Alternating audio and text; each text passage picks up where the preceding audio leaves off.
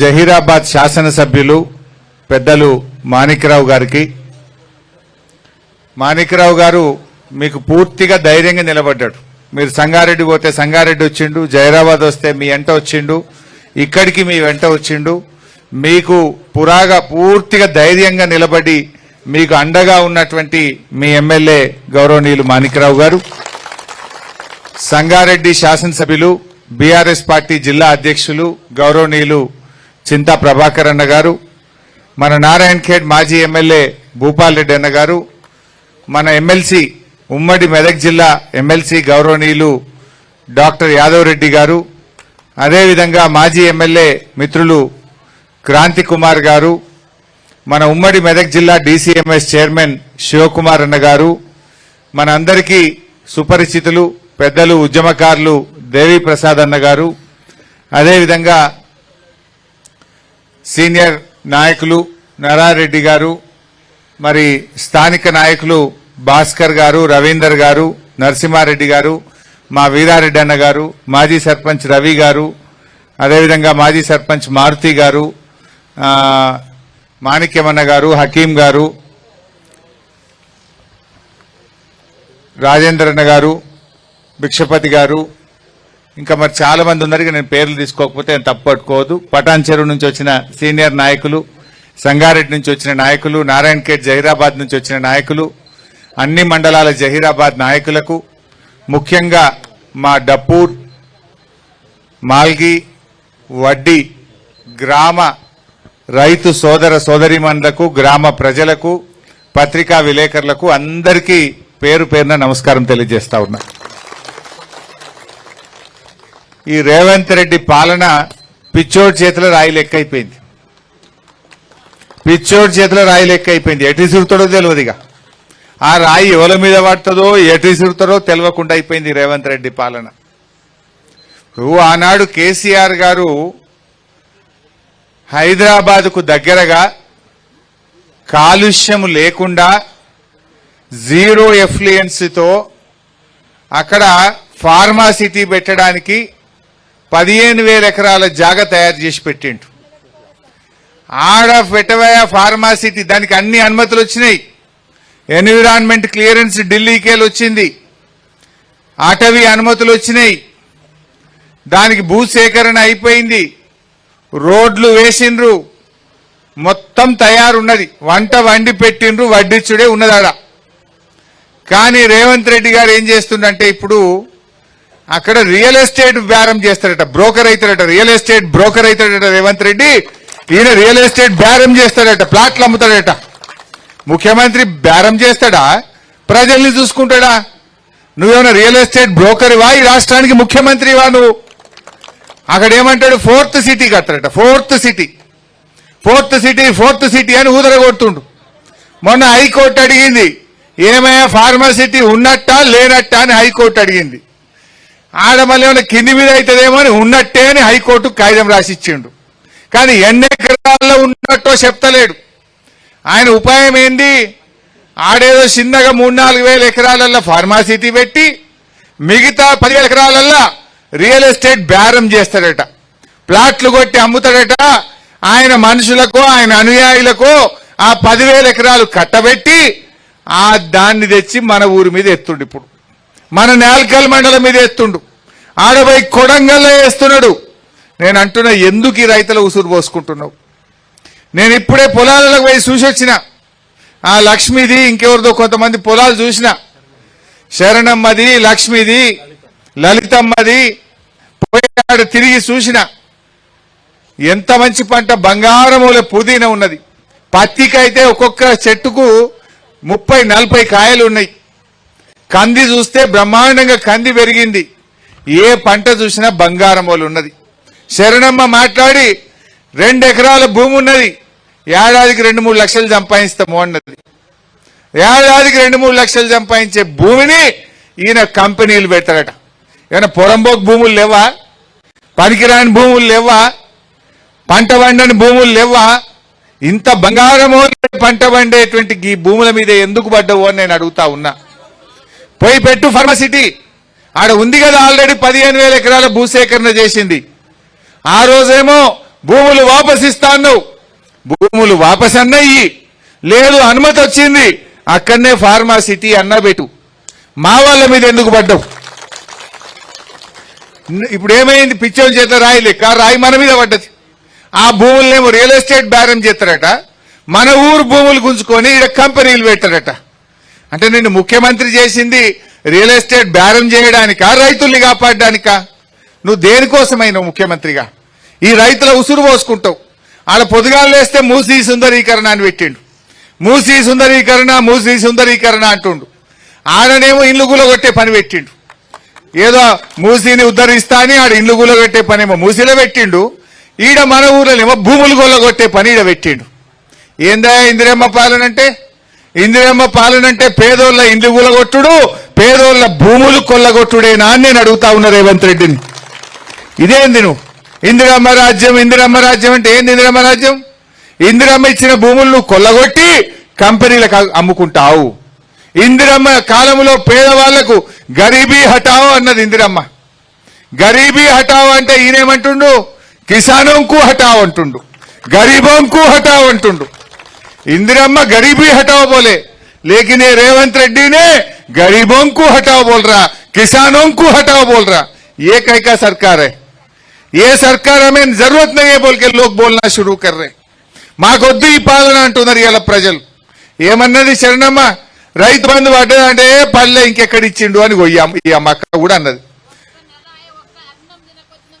ఇవాళ ఇక్కడ ప్రజలు 2 నెలల నుంచి అన్నం తింటలేం, అన్నం పైన పట్టలేదు, కళ్ళల్లో నీళ్లు వస్తున్నాయి, గుండెపోటు వస్తుందేమో అని భయం అవుతుంది, కళ్ళు తెరవాలంటే నిద్ర లేచే వరకు ఏమైతామో అని చెప్పి భయపడుతున్నాము అని అంటున్నారు. ఇవాళ రేవంత్ రెడ్డి ఈడేదో గవర్నమెంట్ భూములు వచ్చి ఉన్నాయని వచ్చినా అంటున్నావు. మరి నువ్వు ఆ రోజు ఏం చెప్పినావు వరంగల్ డిక్లరేషన్లా? వరంగల్ ఏం చెప్పినప్పుడు ఓట్ల ముంగట మేము వస్తే గవర్నమెంట్ భూములన్నీ పట్టాలు ఇస్తా అన్నాడు. ఇప్పుడు పట్టాలు ఇస్తా అన్నాడు, గుంజుకుంటున్నాడు. ఇప్పుడు అంటే ఓడ దాటేదాకా ఓడమల్లప్ప, ఓడ దాటాక బోడమల్లప్ప. ఎలక్షన్ల ముంగటనేమో పట్టాలు ఇస్తా, మీకు కూడా పట్ట భూములు చేస్తా, గవర్నమెంట్ భూములు మీకు అన్ని హక్కులు ఇస్తా అని వరంగల్లో రాహుల్ గాంధీని తెచ్చి డిక్లరేషన్ చేసిండు. మరి ఆడున్నాడు రాహుల్ గాంధీ? రాహుల్ గాంధీ స్పందించుడు. ఆ రోజు నీతోనే చెప్పించిండు గవర్నమెంట్ భూములకు పట్టాలు ఇప్పిస్తా అని. నిన్ను నమ్మి ఓట్లేస్తే పట్టాలు ఇచ్చుడు దేవుడు ఎరుగు, ఉన్న భూమి గుంజుకుంటున్నాడు, ఉన్న గోసి గుంజుకునే కాడికి తెచ్చాడు రేవంత్ రెడ్డి. మరి రేవంత్ రెడ్డికి మొట్టికాయలు వేస్తావా? రేవంత్ రెడ్డికి బుద్ధి చెప్తావా? సర్ది చెప్తావా? చెప్పు గాని మా పేదోళ్ళ భూముల తెరువు రావద్దు అని చెప్పి నేను ఈరోజు రాహుల్ గాంధీ గారిని డిమాండ్ చేస్తా ఉన్నా. యాన్నో ఢిల్లీలో కూర్చుండు కాదు రాహుల్ గాంధీ, ఓట్లప్పుడేమో గల్లీ గల్లీ తిరిగినావు, గద్దెనెక్కినాక ఢిల్లీలో పడ్డావు. రైతు బంధు వచ్చిందా చెల్లె? వచ్చినాదా రైతు బంధు? ఎవరికన్నా ఊళ్ళే కేసీఆర్ ఉండగా టైం మీద వస్తుండేనా లేదా? ఇప్పుడు వానకాలం ఇక దసరా పండుగ బతుకమ్మ పండుగ వచ్చింది కానీ ఇంకా రైతు బంధు వాళ్ళే. ఏమని ఊరిచ్చిండు? ఇగో ఇప్పుడైతే 10,000, మేమొస్తే 15,000 అన్నాడు. అన్నాడా లేదా? ఏమే 15 వచ్చినాయా 10 వచ్చినాయా? 15 రాపాయా 10 కూడా వాయ్. ఎక్కడ రేవంత్ రెడ్డి అంటే రుణమాఫీ అయినాదమ్మా అందరికీడా? రుణమాఫీ అయిపోయింది అంటుండు కదా ముఖ్యమంత్రి, అయిందంటుండు కదా, అయిందా? అలాంటి నవ్వాలి రేవంత్ రెడ్డికి నవ్వాలి. హైదరాబాద్ సెక్రటరియట్లో కూర్చున్నాడు కదా, రుణమాఫీ అయినాదే మన ఊర్లో డప్పూర్లా, రుణమాఫీ అయినాదే, రైతు బంధు పడ్డాదే. మరి బతుకమ్మ సీరియల్ వచ్చినాయా? తులం బంగారం వచ్చిందా? చెప్పలే తులం బంగారం అంటే. ఈ రకంగా అన్ని అబద్ధాలు ఆడిండు రేవంత్ రెడ్డి. నేను ఎట్లా ఉన్నదంటే ఈయన కథ, అన్న వస్త్రానికి పోతే ఉన్న వస్త్రం పోయిందట. మనమేదో ఆశపడితే మొదటికే ముంచే కాడికి తెచ్చిండు రేవంత్ రెడ్డి. ఇలా మన ఊర్లే బీరప్ప గుడి ఉన్నది, సిద్ధిలింగేశ్వర స్వామి గుడి ఉన్నది, మల్లన్న గుడి ఉన్నది, ఎల్లన్న గుడి ఉన్నది, గుట్ట మీద చర్చ్ ఉన్నది, దర్గాలు ఉన్నాయి. ఇవన్నీ కూడా పోతాయి కదా ఫార్మాసిటీలో. అంటే భూములు గుంజుకుంటాడట, దేవుళ్ళని కూడా గుంజుకుంటాడట. ఈ పుణ్యాత్ముడు దేవుని మీద ఒట్టు పెట్టిండు వెనకట. దేవుని మీద ఒట్టు పెట్టి 15 ఆగస్టు వరకు రుణమాఫీ చేస్తా అన్నాడు. మెదక్ చర్చి మీద ఒట్టు పెట్టిండు. ఏడుపాయల అమ్మవారి మీద ఒట్టు పెట్టిండు. రాముల వారి మీద పెట్టిండు. యాదాద్రి లక్ష్మీ నరసింహ స్వామి మీద ఒట్టు పెట్టిండు. 15 ఆగస్టు కల్లా అందరికీ రుణమాఫీ చేస్తా అన్నాడు. చేసినాడమ్మా? ఇప్పుడు అటు దేవుణ్ణి మోసం చేసిండు, ప్రజలను మోసం చేసిండు. ఇచ్చిన మాట ఒక్కటి కూడా అమలు చేయపాయ్. అక్క చెల్లెళ్లకు నెలకు 2500 వేస్తా అన్నాడు, అవి వడకపాయ్. ముసలోళ్లకు 4000 పింఛన్ ఇస్తా అన్నాడు, అది వడకపాయ్. రైతులకు 15,000 ఇస్తా అన్నాడు, అది వడకపాయ్. 100 రోజులు అన్నాడు, 300 రోజులు నిండినాయి. ఇప్పటికీ 300 నిండినా రేవంత్ రెడ్డి ఆయన కడుపు నిండే చూసుకుంటుండు తప్ప రైతుల కడుపు ఆలోచిస్తలేడు, పేదోళ్ల కడుపు గురించి ఆయన ఆలోచన చేస్తలేడు. ఈరోజు మనం ఆలోచన చేయాలి. నేను మీ అందరికి మనవి చేసేది ఒక్కటే, రేవంత్ రెడ్డి ఎట్టి పరిస్థితుల్లో మా డప్పూర్లో గాని మా మాగిల గాని వడ్డీలో గాని ఈ 2000 ఎకరాలు గుంజుకుంటే బీఆర్ఎస్ పార్టీ చూస్తూ ఊరుకోదు. మేము మీకు అండగా ఉంటాం. ఎవడొస్తాడో రమ్మన్, జేసీబీ వస్తుందా, ప్రొక్లైన్ వస్తే మాణిక్రావు గారు నేను ఇద్దరం అడ్డం నిలబడతాం. మా మీదకి వెళ్ళిపోవాలి తప్ప మీ భూముల దగ్గరికి ఎవరిని రానిచ్చే ప్రశ్నే లేదు. ధైర్యంగా ఉండండి. అవసరమైతే మీకోసం గ్రీన్ ట్రిబ్యునల్ కు ఢిల్లీలో కోర్టుల కేసేస్తా, మీకోసం హైకోర్టుల కేసేస్తా మీకోసం. ఎందుకంటే ఆల్రెడీ గ్రీన్ ట్రిబ్యునల్ అక్కడ అనుమతి ఇచ్చింది ఫార్మాసిటీకి. అక్కడ అన్ని అనుమతులు వచ్చినాయి, ఎన్విరాన్మెంట్ క్లియరెన్స్ వచ్చింది. ఆడబెట్టకుండా ఈ బంగారముల పంట వండే భూములలో పెట్టడానికి ఎన్విరాన్మెంట్ క్లియరెన్స్ రాదు, గ్రీన్ ట్రిబ్యునల్ ఒప్పుకోదు. మీరు ధైర్యంగా ఉండండి, పానం ఇవ్వడానికైనా రెడీ ఉంటాం కానీ మీ భూములు పోనీయం. ఈ లంగాలు ఉంటారు, కొంతమంది బయలుదేరుతారు లోపల మన దాంట్లో సాటుకు తీసుకుపోయి 2-3 సంతకాలు పెట్టించే కథలు చేస్తారు. జర జాగ్రత్త, ఒక్క మాట మీద ఉండండి. ఎవడొస్తాడో చూస్తా, ఎట్లొస్తాడో నేను చూసుకుంటా, నేనుంటాను మీకు అండగా నిలబడతా. మీరు మాత్రం ధైర్యం కూడా. ఏమొస్తాయి 15 లక్షలకు చెల్లె? ఏమన్నా వస్తాయా? ఇంత ఖర్చు అయిపోతుంది, ఇంత రోడ్డు మీద పడతాం. అమ్మగోళ్ళు అటు ఇటుని ఖర్చు పెడితే రేపు ఆగమవుతారు. ఇలా ఆడపిల్లలు అక్క చెల్లెళ్ళు కష్టపడి ఆ భూముల బంగారం వాళ్ళ పంట తీసి పెళ్లిళ్ళు చేసిండ్రు, పిల్లల్ని చదివించిండ్రు. ఇవాళ ఎంతో కష్టపడి చేసిండ్రు. నిజంగా మీ ఊరు డప్పూర్ ఎంత ఫేమస్. కోయిర్ జామకాయలంటే హైదరాబాద్ లో మషూర్, డప్పూర్ పుదీన్ అంటే కూడా నారాయణఖేడ్లో బీదర్లో మషూర్. అవునా కాదా? కోయిర్ జామకాయలంటే హైదరాబాద్ దాకా పోతుండే, డప్పూర్ పుదీనా బోయిన్పల్లి మార్కెట్ దాకా పోతుంది. పోదా? ఫస్ట్ డప్పూర్ పుదీనా కొట్టరు. బోయిన్పల్లి మార్కెట్ లో చాలా పుదీనాలు వస్తాయి. డప్పూర్ పుదీనాకు ఫుల్ గిరాకు ఉంటుంది, వాసన మంచిగా ఉంటుంది, మందులు తక్కువ ఉంటాయి. ఇది మషూర్ ఉంటుంది, మంచి పేరున్నది డప్పూర్ పుదీనా. గింత మంచి పంట వండే గీ డప్పూర్ మీదగా పిచ్చోని చేతిలో రాయి పడ్డట్టు మన మీద ఒకటి ఎత్తేసిండు. ఈయనకు మనం బుద్ధి చెప్పాలి. మీరేం భయపడకండి, మేముంటాం. ఎందుకంటే ఈరోజు అడుగుతున్న రేవంత్ రెడ్డి గారు, ఆడ 15,000 ఎకరాలు ఉన్నది కదా, నువ్వు మొన్న హైకోర్టుకు చెప్పినావు కదా, ఈయన్నే పెడతా ఫార్మాసిటీ అని చెప్పినావు కదా, మరి ఆడబెట్టినాక మళ్ళీ మా డప్పూర్ భూములు నీకు ఎందుకు అని నేను అడుగుతా ఉన్నా. ఆడ పెడతాను, నువ్వు హైకోర్టుకు మొన్ననే కాగితం రాసి ఇచ్చినావు. నువ్వు హుషారు చేయకు. ఆడ 15,000 5,000 ఫార్మాసిటీ పెడతా, 10,000 బ్రోకర్ పని చేస్తా, రియల్ ఎస్టేట్ వ్యాపారం చేస్తా, భూములు అమ్ముకొని సంపాదిస్తా అనే పని చేస్తే మేము ఊకోం. ఎట్టి పరిస్థితుల్లో ఫార్మాసిటీలో ఫార్మాసిటీయే పెట్టాలి, లేకపోతే ఆడ కూడా రైతులకు భూములు వాపసి, ఇక్కడ కూడా రైతుల తెరువు రాకు, మా రైతుల భూములు రైతులకే ఉండాలి. ఇది బంగారముల పంట వండే భూములు. కొన్ని జాగాలు ఉన్నాయి, రాళ్ళు రప్పలు పంటలు వండని భూములు ఉంటాయి, గుట్టలు ఉంటాయి. గటమోగానే పోయి పెట్టు. గీడేం పెట్టాలి? వీడేం తప్పు చేసిండ్రు? ఇందిరమ్మ రాజ్యం అంటే భూములు గుంజుకోవడమా? ఈడేదో గరీబోళ్ళ భూములున్నాయి, పేదోళ్ళ భూములు ఉన్నాయి, అసైన్డ్ భూములు ఉన్నాయని ఇటు మోకాన మోపైనవు. అయినా ఇంకోటంట, మూసీని శుద్ధి చేస్తా, మూసీని మంచిగా చేస్తా అంటావు. మరి మా మంజీరాన్ని ఖరాబ్ చేస్తావా? ఏమైతుంది? నువ్వు మూసీని మంచిగా చేస్తా, గోదావరి నీళ్ళు తెస్తాను, తే మంచిదే వద్దంటున్నామా మేము? కానీ మా మంజీరా ఏం పాపం చేసింది? ఇప్పుడు ఈడ ఫార్మా కంపెనీ పెట్టిండ్రు అనుకో, ఈ చుట్టుపక్కల ఎన్ని వాగులు ఉన్నాయమ్మా? చిన్న వాగులు, 4 నక్క వాగు ఉన్నట్టుంది. తర్వాత అమ్మా చాకలి వాగు ఉన్నది, కోటవాగు ఉన్నది, న్యాల్కల్ వాగు ఉన్నది.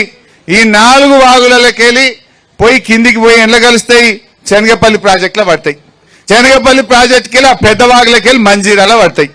మంజీరాలో పడితే ఏమవుతుంది? మంజీరా మొత్తం కలుషితమవుతుందా కాదా? మంజీరా నీళ్ళు ఎవరు తాగుతారు?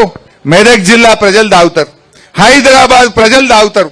అంటే హైదరాబాద్ ప్రజలకు విషయం తాగిపిస్తావా? హైదరాబాద్ ప్రజలకు కాలుష్యం ఇస్తావా? మెదక్ జిల్లా ప్రజలు ఆ కాలుష్యపు నీళ్లు, ఆ ఫ్యాక్టరీల నీళ్లు తాగాలనా? ఈడ ఫ్యాక్టరీలు పెడితే వాలెటున్నది? ఆ వాగులన్నీ కూడా శనగపల్లి ప్రాజెక్టుకి వెళ్ళి పెద్ద వాగులకి వెళ్ళి మంజీరాల పడితే ఈ కాలుష్యం అంతా మంజీరాల పడి మొత్తం నీళ్లు కాలుష్యం కావా? మంజీరా నీళ్ళు అంటే హైదరాబాద్లో ఏమందరు? ఎవరైనా హైదరాబాద్ కొన్ని రోజులు పోయింది అనుకో, ఏడాది పోయి మళ్ళీ ఊరికి వచ్చింది అనుకో, అరే వీనికి మంజీరా నీళ్ళు బాగా పడ్డాయిరా, తెల్లగా అయింది అంటారు. వీడు మంచిగా అయింది అందరు అనపోదురా, నీళ్లు బాగా పడ్డారా వీనికి మంజీరా నీళ్ళు అందరు. అంటే పాలోస్ అంటే నీళ్ళు అవి, మంజీరా నీళ్ళు అంటే పాల లాంటి నీళ్ళు అవి. అందులో విషం కలుపుతాడట ఇప్పుడు రేవంత్ రెడ్డి. పాల లాంటి మంజీరా నీళ్లలో ఈడ ఫార్మాసిటీ పెట్టి ఆ విషపు చుక్కలు మంజీరాల కలుపుతావా రేవంత్ రెడ్డి అని నేను అడుగుతా ఉన్నా. ఇది అన్యాయం కాదా? ఒకవైపేమో మూసీ శుద్ధి చేస్తా అంటావు, మూసీలో గోదావరి నీళ్లు కలుపుతా అంటావు, కలుపు. కానీ మరి మా మంజీరా ఏం పాపం చేసింది? ఈ మంజీరాలో ఈ ఫార్మాసిటీ పెట్టి ఈ విషపు చుక్కలు ఎందుకు వేస్తున్నావు రేవంత్ రెడ్డి గారు అని నేను అడగదలుచుకున్నా. ఇది అన్యాయం కాదమ్మా. అందువల్ల ఎట్టి పరిస్థితుల్లో అవసరమైతే మీరంతా పేదవాళ్ళు, మీకోసం బీఆర్ఎస్ పార్టీ హైకోర్టుకు పోతుంది, ఢిల్లీలో గ్రీన్ ట్రిబ్యునల్లో కేసేస్తుంది, మీ భూములు కాపాడుతుంది. మీరు ధైర్యంగా ఉండండి అని మనవి చేస్తా ఉన్నా. నేను ఇందాక చెప్పినట్టు కొందరు దొంగలు వచ్చి చీకట్ల సంతకాలు పెట్టించుకుంటారు, ఆశ చూపిస్తారు. దయచేసి మోసపోకండి. భూమి పోతే భూమి రాదు. ఈ బంగారం లాంటి భూములలో కాదు ఫ్యాక్టరీలు పెట్టాల్సింది, రాళ్ళు రప్పలు గుట్టల పొన్న పెట్టుకోగాని ఈ బంగారం వసంటి భూములలో పెట్టొద్దని చెప్పి నేను మనవి చేస్తా ఉన్నా. అందువల్ల మీరు మంచిగా ఉండండి. తప్పకుండా మేము మీకోసం కొట్లాడతాం, మీకోసం మీ భూములు కాపాడతాం. అంత ఇబ్బంది వస్తే నేను మాణిక్యరావు వచ్చి మీ ఊళ్ళోనే రూమ్ చూపించి ఈయన పండుకుంటాం, ఆ జేసీబీలకు అడ్డం నిలబడతాం. ఎవరు వస్తారో రమ్మని. మేమందరం మా చింత ప్రభాకర్ ఎమ్మెల్యే, మా క్రాంతి గారు ఓఎస్సీ కాలనీలో గలం, బీసీ కాలనీలో గలం, మనిషికో దిక్కు పంటాం. ఏ మిషన్ వస్తుందో రమ్మని అడ్డం మేము పండుకొని మిమ్మల్ని భూములు కాపాడతాం. ఎవడొస్తాడో ఎట్లా వస్తాడో రమ్మని, వాళ్ళ సంగతి మేము చూసుకుంటాం. మీరు భయపడాల్సిన అవసరం లేదు, ధైర్యంగా ఉండండి. పేదల బతుకులు, ఇందిరమ్మ రాజ్యం అంటే పేదల బతుకుడు కూల్చుడు కాదు, పేదల బతుకులు నిలబెట్టుడు. డూప్లికేట్ ఇది ఇందిరమ్మ రాజ్యం వచ్చింది, డూప్లికేట్ ఇందిరమ్మ రాజ్యం ఇది. ఈ రేవంత్ రెడ్డి అందులో జొర్రిండి నడిమిట్లా ముఖ్యమంత్రి కావాలని అన్ని పార్టీలు తిరిగిండిన. ఓ ఆ ఏబీవీపీలోకి వెళ్ళి టీఆర్ఎస్లో వచ్చిండు, టీఆర్ఎస్లోకి వెళ్ళి తెలుగుదేశంలో దుంకిండు, తెలుగుదేశంలోకి వెళ్ళి కాంగ్రెస్లో దుంకిండు. ఎన్నన్నా దుంకుతాడు, ఎన్ని అబద్ధాలన్నా ఆడతాడు. ఇలా మనకు అర్థమైతలేదా చెల్లె? గా ముసలికి ఇచ్చే పింఛన్ అన్న టైంకి వస్తుందా మునుపట్లెక్క? కేసీఆర్ ఇచ్చే 2000 కూడా చక్కగా వస్తలేదు. మధ్యలో 2 నెలలు ఎగ్గొట్టిండు, మధ్యలో 2 నెలలు పింఛన్ ఎగ్గొట్టిండు. అవి కూడా చక్కగా వస్తలేవు పింఛన్లు. 4000 నమ్మిచ్చిండు, ఇచ్చే 2000 కూడా చక్కగా ఇస్తలేడు. ఇస్తుండా? కేసీఆర్ ఉంటే ఈ పాటికి రైతు బంధు పడకపోవునా? మీకు పడకపోవునా? ఫోన్ టింగ్ను మోగుతుండే, పైసలు పడి ఇంత దేనికన్నా ఖర్చులకు వనకొస్తుండే కదా బాయికాడ. ఇవాళ అవి కూడా రాకుండా అయిపోయినాయి. రుణమాఫీ అన్నాడు, అది సగం మందికి కూడా కాలే, చారణ మందికి అయింది, 12 మందికి కాలే. అన్ని ఉత్తమ ముచ్చట్లే. అయినా ఇవాళ మనం ఇక్కడికి వచ్చింది మీ భూములు కాపాడడానికి. మీ భూములు తప్పకుండా మేము కాపాడతాం. మొన్న కూడా మీరందరూ హైదరాబాద్కు నా దగ్గరికి వస్తామని అన్నారని మాణిక్యరావు సాబ్ చెప్పిండు నాకు. నేనన్నా పాపం అంత దూరం వాళ్ళందరూ వచ్చుడు ఎందుకు, నేనే వాళ్ళ దగ్గరికి వస్తా మాణిక్యరావు సాబ్ అని చెప్పినా, అందుకోసమే ఈరోజు మీ దగ్గరికి రావడం జరిగింది. ఇవాళ 80 ఎకరాల చెరువు ఉన్నది మన ఊర్లో. నేను మీ ఊరికి మీకు యాదుకుందో లేదో 2 పనులు చేసిన. మీ చెరువుకు నేనే వచ్చి ఆ రోజు కొబ్బరికాయ కొట్టి మిషన్ కాకతీయలో మీ చెరువు మంచిగా చేపించిన. ఒకసారి నేను వచ్చినప్పుడు మీ ఊరోళ్ళు మాకు సబ్ స్టేషన్ కావాలి సార్, కరెంటు సరిగా వస్తలేదు అంటే మీ ఊరికి సబ్ స్టేషన్ కూడా మన బీఆర్ఎస్ పార్టీ శాంక్షన్ చేసింది, నేనే శాంక్షన్ చేసిన. ఆ సబ్ స్టేషన్ వచ్చిన ఇంకా కరెంటు మంచిగా కాలే మీ ఊరికి. మరి ఇటు భూములన్నీ గుంజుకుంటే సబ్ స్టేషన్ ఉండేం ఫాయిదా అవుతుంది, చెరువు ఉండేం ఫాయిదా అవుతుంది? బీఆర్ఎస్ పార్టీ ఏమో రైతులు బతకాలని చెరువు మంచిగా చేసింది, సబ్ స్టేషన్ పెట్టించింది. కాంగ్రెస్ వాడు వచ్చి భూములు గుంజుకుంటా అంటుండ్రు. గుంట నక్కోలు వచ్చిండ్రు కొడుకులు. అయినా ధైర్యంగా ఉండండి. పోవు, ఎట్లా పోతాయి? పోనిస్తామా మేము? ఎట్టి పరిస్థితుల్లో ఒక్క గుంట కూడా ఇక్కడ ముట్టనిచ్చే ప్రశ్నే లేదు. మీరు ధైర్యంగా ఉండండి. ఇప్పుడు ఫ్యాక్టరీ వస్తే ఏమవుతుంది? రెండు రకాల కాలుష్యాలు ఉంటాయి. ఒకటి వాయు కాలుష్యం, రెండు నీటి కాలుష్యం. ఫ్యాక్టరీలో వదిలే రసాయనాలు మన పెదవాక్కేలి మంజీరాలకు పోయి నీళ్లు కలుషితమవుతాయి. మరి భూములని పోయినాక ఈ ఊర్లో అయితే ఇన్నే ఉండాలి కదా మనం. ఆ గాలి, అందులో నుంచి వచ్చే వాయు కాలుష్యంతో క్యాన్సర్ లాంటి ప్రమాదకరమైన వ్యాధులు వస్తాయి. భూములు పోయినా ఇళ్లలో బతకలేం మనం. ఆ రాత్రిపూట వదిలే పొగ, ఆ రాత్రిపూట వచ్చే చప్పుళ్ళు, దాంతో మీకు క్యాన్సర్ లాంటి ప్రమాదకరమైన వ్యాధులు వచ్చేటువంటి అవకాశం ఉంటుంది. రెండు రకాల దెబ్బ తగులుతుంది. ఇటు వాయు కాలుష్యం, అటు నీటి కాలుష్యం. మీ ఊర్లో 130-140 బోర్లు ఉన్నాయి, 100-150 బాయిలు ఉన్నాయి. ఆ బాయిలలో నీళ్లు కలుషితమవుతాయి, బోర్లలో నీళ్లు కలుషితమవుతాయి, గాలి కాలుష్యం అవుతుంది, మంజీరా నది కాలుష్యం అవుతుంది. మన జీవితాలే ఆగమైపోతాయి. అంటే ఇవన్నీ మీరు అర్థం చేసుకోవాలి. భూములపై ఇళ్లలో బతుకుడు కూడా కష్టమే అవుతుంది. ఈ దగ్గర ఫ్యాక్టరీలు పెట్టి ఆ పొగతో, ఆ వాసనతో మీ ఆరోగ్యాలు, మీ ప్రాణాలకు కూడా ముప్పు వచ్చేటువంటి అవకాశం ఉంటుంది. సో అందువల్ల మీరు ఐక్యంగా ఉండండి, 3 గ్రామాల ప్రజలు కూడా. ఎందుకంటే యాక్చువల్గా ఇట్లా భూమి ఉండదు. ఉపాధి కోల్పోయినప్పుడు 2013 భూసేకరణ చట్టం కింద 3 రకాల సాయం చేయాల్సి ఉంటుంది. మనం ఇచ్చేదే లేదు, కానీ మీకు మనసుని బట్టి నీకు చెప్తున్నా, భూములు ఇచ్చేది లేదు, ఫ్యాక్టరీ ఇక్కడ పెట్టనిచ్చేది లేదు. కానీ దాని ఇంకో పద్ధతి కూడా మీకు తెలిసి ఉండాలి. కొంతమంది తెలియక అమాయకులు ఇప్పుడు ఆ మూసీ ప్రాజెక్టుల సంతకాలు పెడుతుండ్రు. ఏం బెదిరిస్తుండ్రు వాళ్ళకు? ఆయనతో డబుల్ బెడ్రూమ్ పోతుంది రాబోయ్, జల్దీ సంతకం పెట్టని బెదిరిస్తే కొంతమంది చదువుకోనోళ్ళో తెలియనోళ్ళో సంతకాలు పెట్టిండాడు. మూసీలో సంతకాలు పెడితే మీకు 25,000 బంపర్ ప్రైస్, ఇల్లు ఇస్తాం, 25,000 ఇస్తాం, పోండి అని ఇలా కొడుతున్నాడు. వాస్తవానికి 2013 భూసేకరణ చట్టం ఏం చెప్తుందంటే, మనం ఇయ్యం, మీ గురించి చెప్తలేను కానీ మీకు తెలిసి ఉండాలని చెప్తున్నా. 2013 భూసేకరణ చట్టం ఏం చెప్తుందంటే, ఎక్కడైనా భూసేకరణ జరిగితే అక్కడున్న భూమికి 3 అంతల విలువ కట్టి ఇవ్వాలి. 1. 2, ఇంట్లో ఉన్న వాళ్లకు 18 ఏళ్లు నిండిన ప్రతి ఒక్కరికి పని కోల్పోతారు కనుక మనిషికి 5 లక్షల రూపాయల డబ్బు ఇవ్వాలి. ఇంట్లో తల్లిదండ్రి 2 కొడుకులున్నారనుకో, 2 కొడుకులకు 5 ఇవ్వాలి, తల్లిదండ్రికి 5 ఇవ్వాలి. 18 ఏళ్లు నిండిన బిడ్డ ఉంటే బిడ్డకు కూడా 5 లక్షలు ఇవ్వాలి. 2. 3వది, అన్ని వసతులతో కూడిన డబుల్ బెడ్రూమ్ ఇల్లు కూడా కట్టియాలి.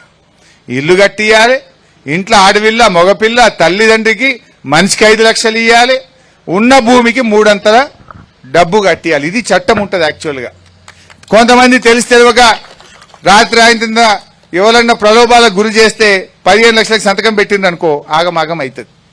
ఎట్టి పరిస్థితుల్లో ఇంకోటి కూడా ఏముంటుంది, ఫార్మాసిటీ అయినా కంపెనీలు అయినా ఎక్కడ పెట్టాలి? పొరంబోకు భూములల్లా, పంట వండని భూములల్లా, రాళ్లల్ల రప్పలల్లా, గుట్టలల్లా, ఎక్కడ ఏ వసతి లేని కాడ పెట్టాలి. మీ దగ్గర బంగారముల బావి నిండా నీళ్లున్నాయి, దంగదు. మోటార్ పెడితే నీ బావి దంగది, నీ బోరు దంగది. 3 పంటలు పక్కా వండేటువంటి భూములు ఇవి. ఇటువంటి చోట ఫ్యాక్టరీలు పెట్టరు. పెట్టినా కేంద్రంలో ఎన్విరాన్మెంట్ క్లియరెన్స్ రాదు, కోర్టులు ఒప్పుకోవు, గ్రీన్ ట్రిబ్యునల్ ఒప్పుకోదు. అవి న్యాయం అనేది, ధర్మం అనేది ఉంటుంది. అయితే మీరు పేదవాళ్ళు, చదువుకోని వాళ్ళు, రాష్ట్ర సరిహద్దుల్లో ఉన్న వాళ్ళు కనుక మేం మీకు అండగా నిలబడతాం. మీ తరఫున ఏ కోర్టులో కొట్లాడాలన్నా, ఎక్కడ కొట్లాడాలన్నా మేం కొట్లాడి ఈ రేవంత్ రెడ్డి మెడలు వంచి మీ భూములు కాపాడతామని చెప్పి కూడా మనం చేస్తా ఉన్నాం. ఇంకోటి ఏంటంటే, మీరు మంచిగా సంధాయించుకోవాల్సింది, ఆల్రెడీ ఆడ 15,000 ఎకరాల భూమి తీసి పెట్టి ఉన్నది ఫార్మాసిటీకి. దానికి అన్ని అనుమతులు వచ్చినాయి. గ్రీన్ ట్రిబ్యునల్ అంటే పర్యావరణ అనుమతి వచ్చింది. అక్కడ 0 ఎఫ్లుయెంట్ ప్లాంట్స్ పెట్టిండ్రు, రోడ్లు వేసిండ్రు, అన్ని ఇట్లా వంట వండి తయారున్నది, వడ్డిచ్చుడే ఉన్నది. గాడ పెట్టుకోక గీడికి వచ్చుడు ఎందుకు? ఆడంతా తయారున్నది కదా. మరి ఆడంతా తయారున్నది, కేసీఆర్ తయారు చేసి పెట్టిందేమో, దాన్ని అమ్ముక దొప్పుతా, ప్లాట్లు చేసి అమ్ముకుంటా, దాన్ని రియల్ ఎస్టేట్ బేరం చేసుకుంటా, ఇప్పుడు డప్పూర్ను ముంచుతా అంటే ఎట్లా? ఇది ఎక్కడి న్యాయం? ఆలోచన చేయండి. అందువల్ల ఇవన్నీ మీకు అర్థమైతే ఏమైందంటే మీరు కూడా ఎవరైనా వచ్చినా గట్టిగా మాట్లాడడానికి ఉంటుంది. ఇటువంటివి పెట్టినప్పుడు గ్రామ సభ పెట్టాలి. గ్రామ సభ పెట్టి గ్రామ ప్రజలందరూ ఒప్పుకుంటేనే పెట్టాలి. నువ్వు గ్రామ సభ పెట్టవు, ప్రజల అభిప్రాయం తీసుకోవు, ప్రజా అభిప్రాయ సేకరణ జరగదు, ఆయనతో నోటీస్ ఇస్తావు, వచ్చి జల్దీ ఇయ్యండి అని నువ్వు బెదిరిస్తావా? ఇదేం పరిస్థితి? అందువల్ల మీరెవ్వరు ధైర్యాన్ని కోల్పోకండి. దయచేసి మంచిగా అన్నం తినండి. మీరు ఆయనతో టెన్షన్ పడి నిన్ననే మూసీ ప్రాజెక్టులో ఒకరు చనిపోయినారు అన్యాయంగా. ఈ హైడ్రా అని పెట్టి ఆ కులగొట్టుడు పెడితే రేవంత్ రెడ్డి ఇప్పటికి 4 ప్రాణాలు తీసిండు. ఈ కులగొట్టుడు మీద 4, ఒక ఆమె ఉరేసుకొని చచ్చిపోయింది, ఇంకొక ఆమె విషం జాగి చచ్చిపోయింది, 2-3 గుండె ఆగి చచ్చిపోయింది. నేనెందుకు చెప్తున్నా అంటే మీ భూములు ఓనియం, మేము అడ్డం ఉంటాం తల్లి. వాడేమైనా మిషన్ చేస్తాడా, ప్రొక్లైన్ చేస్తే దానికి అడ్డం నేను నిలబట్ట. మా మీదికెళ్ళి రావాలి మిషన్, మీ మీదికి రావాలంటే మా మీద ఎక్కినాకనే మిషన్ మీ మీది మీ పొలాలకు రావాలి. మేము నిలబడతా కదా, మీరు భయపడాల్సిన అవసరం లేదు. అందుకే నేను ఎందుకంటున్నా అంటే అనవసరంగా ఏదో టెన్షన్ పడి వాళ్ళని పానం మీద తెచ్చుకోకుండ్రి, ధైర్యంగా ఉండుండ్రి, బతుకుండి కొట్లాడాలి, ధైర్యంతో కొట్లాడాలి తప్ప పానం తీసుకోవద్దు, ఆగమాగం కావద్దు. మేమందరం ఉన్నాం కదా మీకు, మీరెందుకు ధైర్యం కోల్పోతారు? అస్సలు ధైర్యం కోల్పోవద్దు. మొత్తం బీఆర్ఎస్ పార్టీ మీకు అండదండగా ఉంటుంది. మీరు ధైర్యంగా ఉండాల్సినటువంటి అవసరం ఉందని చెప్పి మనం చేస్తా ఉన్నాం. అసెంబ్లీలో కూడా మాట్లాడతాం. రేపో మాపో ఎప్పుడు అసెంబ్లీ పెట్టినా మీ డప్పూరు గురించి నేను అసెంబ్లీలో గట్టిగా బల్ల గుద్ది ఈ ప్రభుత్వాన్ని నిలదీస్తా. మీకోసం నేను కొట్లాడతా అసెంబ్లీలో అని కూడా చెప్తా ఉన్నా. అసెంబ్లీలో మాట్లాడటం, హైకోర్టుకు పోతాం, గ్రీన్ ట్రిబ్యునల్కి పోతాం, ముఖ్యమంత్రి దగ్గరికి పోతాం, అవసరమైతే మిమ్మల్ని మాత్రం కాపాడటం. ఎవడన్నా ఏదైనా వచ్చిండనుకో, మా మాణిక్రావు సాబ్కో మీ సర్పంచ్ సాబ్కో ఒక్క ఫోన్ కొడితే 2 గంటలు మీ ఊరికి వచ్చేస్తాం. మేము 2 గంటలు మీ ఊరికి వస్తాం. హైదరాబాద్కి వెళ్ళి ఇప్పుడు ఎంత 1.5-2 గంటలు వచ్చినాయి. ఇవాళ 2 గంటలు మీ ఊరికి వస్తాం, మిమ్మల్ని కాపాడుకునేటువంటి ప్రయత్నం చేస్తాం.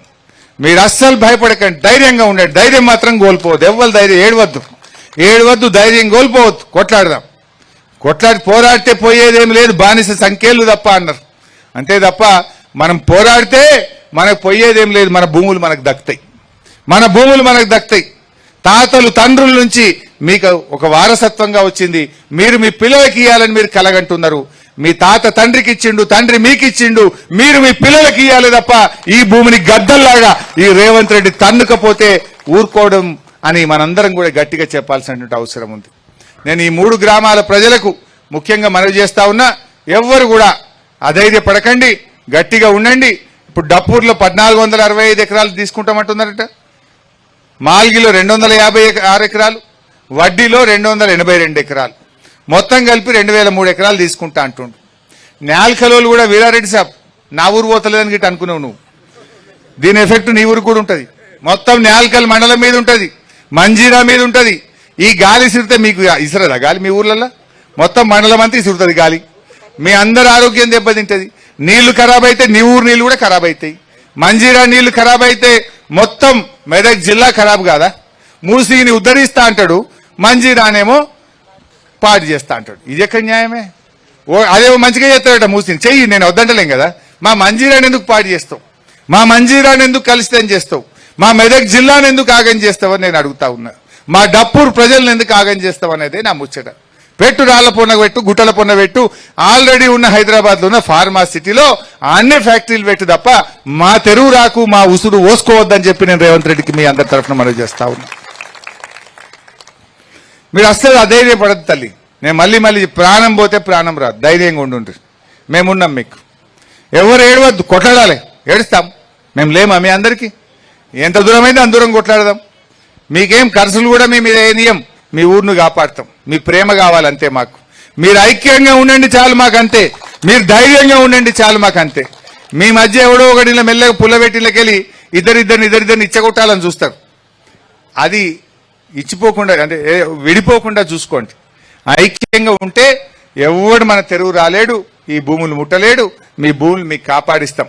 వాస్తవానికి కేసీఆర్ గారు అయితే బసవేశ్వర సంగమేశ్వర ప్రాజెక్టు కట్టి ఆ గోదావరి నీళ్లను మీ భూముల్లోకి తెచ్చేందుకు కూడా ప్లాన్ చేసిండు. దాని పనులు సగమంతా అయినాయి.